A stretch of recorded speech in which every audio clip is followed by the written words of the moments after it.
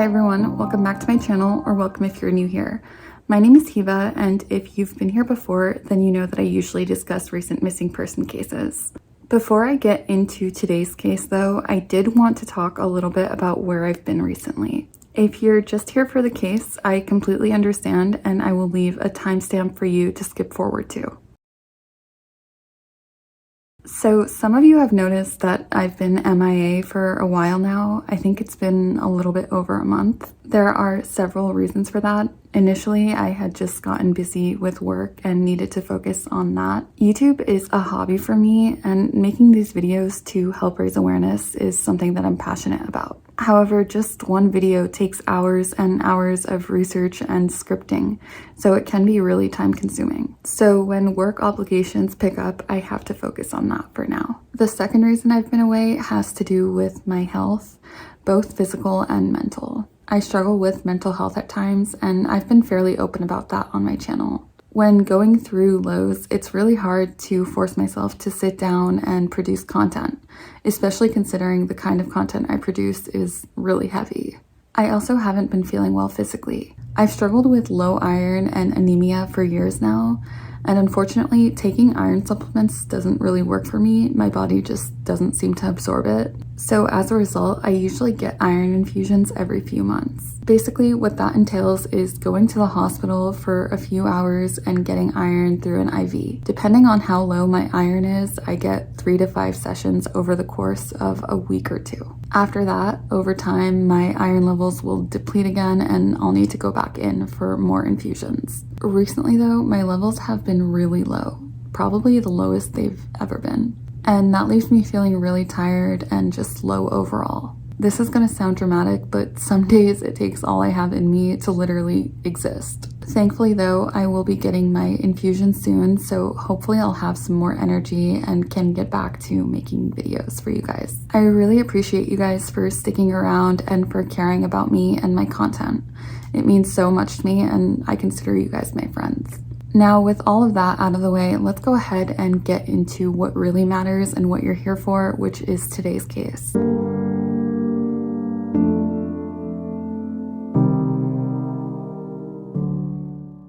Today I want to tell you about Dana Smithers. Dana is a 45-year-old woman who disappeared almost a month ago from Stroudsburg, Pennsylvania.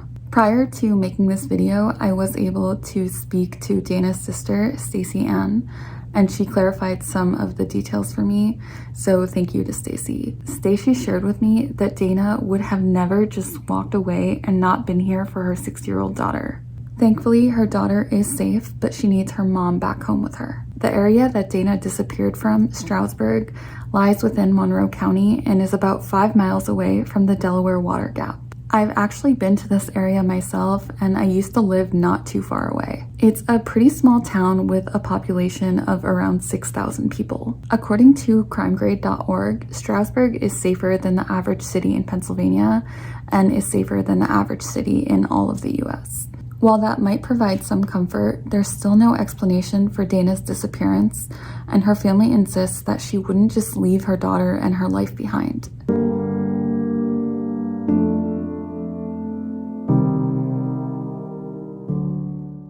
On May 28, 2022, Dana Smithers attended the first ever Happy Hour Street Festival. The all-day festival started at around noon and featured live performers, street vendors, food, and more. Best of all, the festival occurred within a few blocks of Dana's home and was around a 10-minute walk away. After enjoying some time at the festival, Dana returned to her home on Stokes Avenue that she shared with her mother and her daughter. After spending some time at home, Dana then decided to visit a friend. This friend is actually a neighbor and lives just 3 houses down from Dana, so she was able to walk there. Just after 11 p.m., at around 11:07, Dana is captured on Ring camera leaving her friend's residence carrying what seems to be her phone and possibly her keys. I will include that footage here if you want to check it out.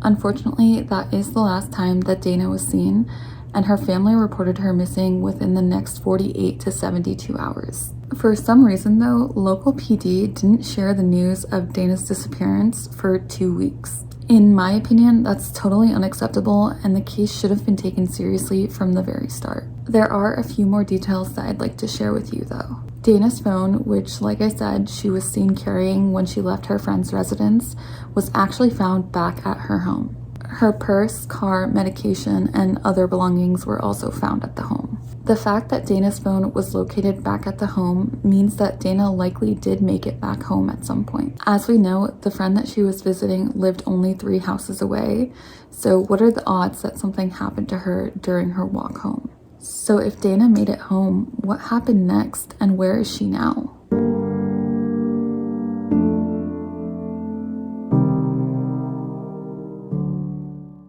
Before diving into the possibilities, I think it's important to address Dana's state of mind and being that night.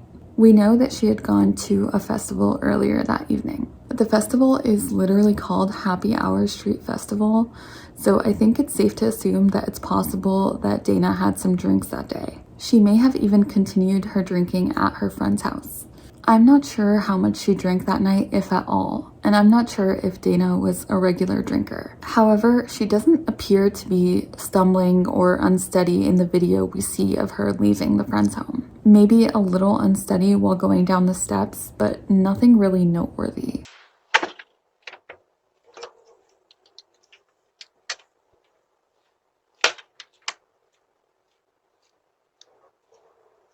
To me, that greatly reduces the chances of some drunken incident. However, that is always a possibility and can't be completely ruled out. It's important to mention that Dana was on medication for anxiety, and she took this religiously, so maybe she did have some sort of interaction with the alcohol and medicine, and that resulted in an altered state of mind.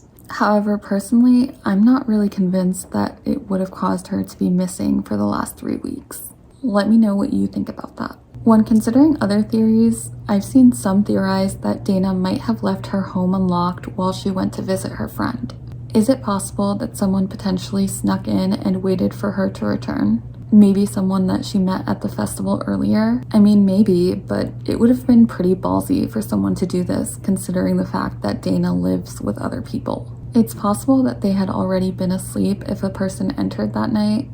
However, as far as I know, nothing out of the ordinary or unusual was heard that night. The fact that no one heard anything and that there were no signs of a struggle leads me to believe that Dana likely left on her own. I don't believe that her keys were located at the home, so she probably took them with her when she headed out for the second time that night. Assuming that Dana left willingly and that she left her phone behind, it likely means that she wasn't planning on going far or on being out for long. According to a close friend of Dana's, she is a very outgoing person and she makes friends very easily. This friend also mentioned that she's friends with many of her neighbors. Is it possible that she went to visit another friend or neighbor and that something happened there? I think it's possible.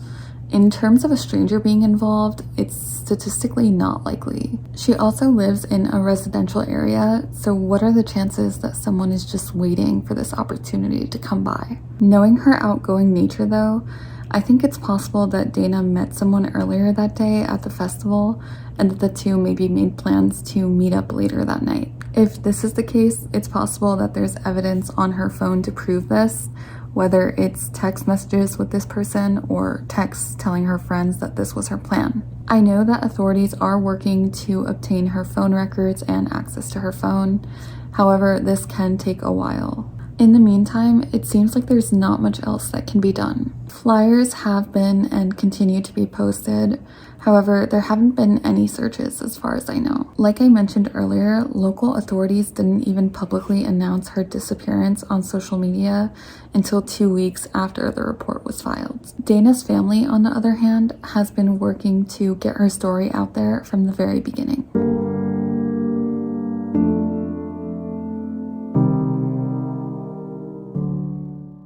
Dana has been missing for almost a month without any answers or indication as to what happened. As noted throughout this video, local law enforcement and media has been slow to react. Unfortunately, it isn't all too uncommon for precious time to be wasted, especially if there's any history of addiction or mental health struggles or something along those lines. To not be taken seriously if I or a loved one ever go missing is actually one of my biggest fears, and I can't imagine the pain and frustration that her family is feeling. It's a shame how many times we see that the onus falls on the families. Despite the slow reaction from law enforcement, Dana's friends and family are worried sick about her and are concerned for her well-being. They've insisted many times that Dana would not just walk away from her children and her life. If you're in the area or know someone who is, please share Dana's story. If you know anything or think you know someone who does, please come forward with that information. Her family needs all the help that they can get, and I truly hope that Dana is reunited with them soon.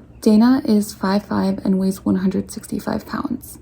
She has dark brown hair and brown eyes. At the time she was last seen, Dana was wearing a burgundy t-shirt and black jeans. If you have any information, the contact information for you will be down in the description below. I believe that there is a detective assigned to this case, so his direct information will be provided. Thank you guys so much for taking the time to watch this video and to listen to Dana's story.